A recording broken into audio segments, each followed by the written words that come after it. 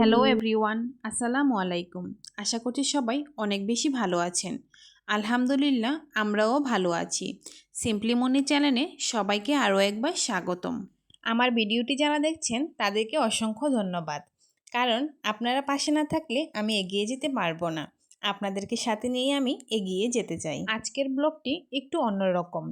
আজকের ব্লগ জুড়ে আমার পরীকে নিয়েই থাকবে, কারণ আমার পরি একটু অসুস্থ হয়ে গেছে। এর আগের দিনে অসুস্থ হয়েছিল, তাই সকাল সকাল ঘুম থেকে উঠে নাস্তা সেরে নিয়েছি। সেই ফাঁকে আম্মা দেখলাম রান্নার জন্য প্রস্তুতি নিচ্ছে, তাই ভাবলাম আপনাদের সঙ্গে একটু শেয়ার করি। আপনারাও চাইলে এইভাবে রান্না করতে পারেন।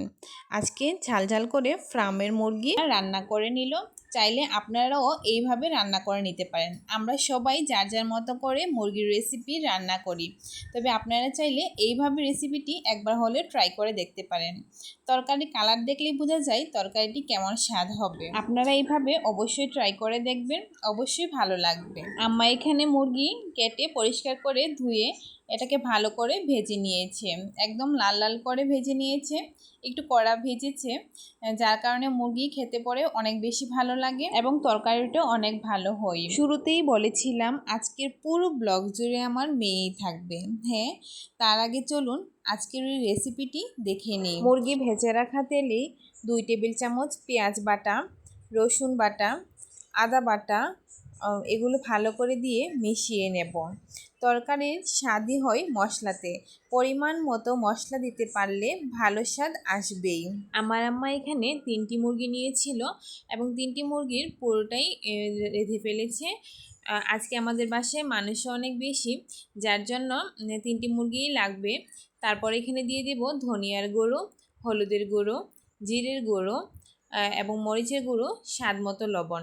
অনেকে বাটা জিরা খান, তবে আমাদের সুবিধার্থে আমরা জিরা ভালো করে শুকিয়ে ব্লেন্ডার করে নিয়েছি।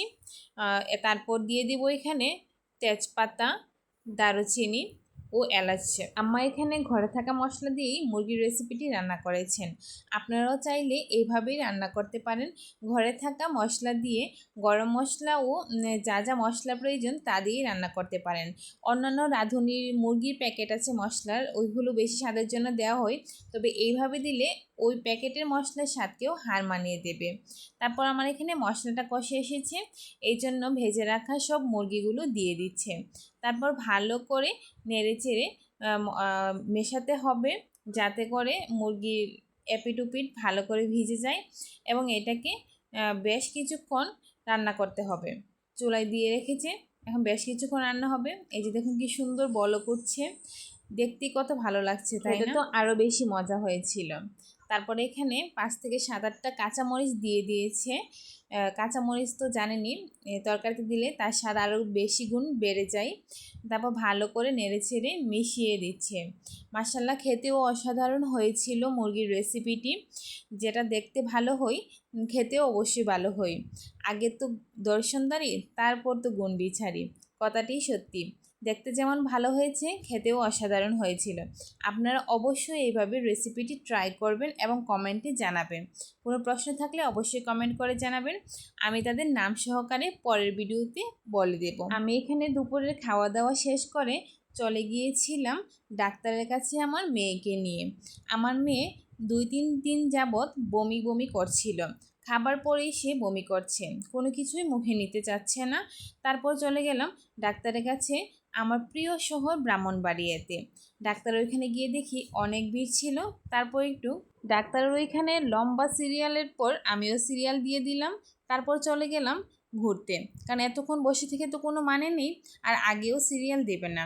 তারপর রিকশায় করে ঘুরতে গেলাম আমার প্রিয় শহর ব্রাহ্মণবাড়িয়াতে। এই যে দেখুন জুলাইয়ের সব স্মৃতিগুলো দেয়ালে এখনও আছে। এখানে রয়েছে আমার অসংখ্য স্মৃতি, আমার কলেজ লাইফ। এই যে আমার প্রিয় শহরের এটা অবকাশ, এখানে কতবার যে গিয়েছি। পরীর বাবাকে নিয়ে গিয়েছিলাম আমি, পরীর বাবা আর পরী গিয়েছিলাম ডাক্তারের কাছে। জুলাই মাসের স্মৃতি আবার জুলাইও পেয়ে গেলাম। কত রঙিনভাবে আছে এই স্মৃতিগুলো, তাই না? আমার এই প্রিয় শহরে অনেক দিন পরে যাওয়া, গেলে কতই না স্মৃতি মনে পড়ে। কলেজ লাইফের এই অবকাশ, কতই না ঘোরাঘুরি করেছি, বন্ধুবান্ধব, আড্ডা, প্রাইভেট সব কিছুই ছিল আমার এই শহরে। তারপর ঘোরাঘুরি শেষে পরীকে ডাক্তার দেখিয়েছি। যাওয়ার সময় পরির বাবা তাকে এই প্রথম খেলনা কিনে দিল। এর আগে যত খেলনা ছিল আমার বাড়ি থেকেই দিয়েছে, আমার মা কিনেছে, বাবা কিনেছে, আমরা সবাই কিনেছি। তবে এই প্রথম পরির বাবা তাকে খেলনা কিনে দিল। অনেক খেলনাই কিনেছি। বাড়ি ফেরার পথেই দেখি রাস্তায় বাদাম। তবে এই বাদাম না নিয়ে তো যাওয়া যাবে না, তাই পরির বাবা 2 প্যাকেট বাদাম নিয়েছে। তবে আমি এখানে ডাক্তার মোহাম্মদ জাকারিয়া স্যারকে দেখিয়েছি, এর আগেও একবার দেখিয়েছি ওনাকে। আর এখানে ঢাকা কমিউনিটিতে ওকে বেশ কয়েকবার ডাক্তার দেখিয়েছি। তবে এখানে ব্রাহ্মণবাড়িয়াতেই এখন দেখিয়েছি এর বমির কারণ। স্যার ওষুধ দিয়েছেন। চলুন দেখে নেই কী কী খেলনা কিনে আনলাম। এটা আমি পরির জন্য পছন্দ করেছি। আর এই বলটা ও নিজেই পছন্দ করেছে, বারবার বলটাকে দেখছিল আর তাকাচ্ছিল, তাই বলটা নিয়েছি। আর এখানে মুরগির বাচ্চা খুবই সুন্দর, আমার কাছে খুবই ভালো লেগেছে, তাই আমি ওখানে এর জন্য 2টা মুরগির বাচ্চা নিয়েছি। আর এইটা, এই যে ঢোল যে বাজাচ্ছে, এটা একটা ছেলে বাজিয়েছিল, পরি তাকিয়েছিল, তো ভাবলাম এইটাও নিয়ে যাই। আর এখানে যে গাড়িটা লেডি বাইকার, এটা ওর বাবা নিয়েছে পছন্দ করে, আমাকে বলছিল এটা নেই, আমি বলেছিলাম যে হ্যাঁ নিতে পারো। তারপর ওর জন্য টেলিফোন কিনেছি। ও আমার ফোনটা দেখলেই মানে নিতেই চাই।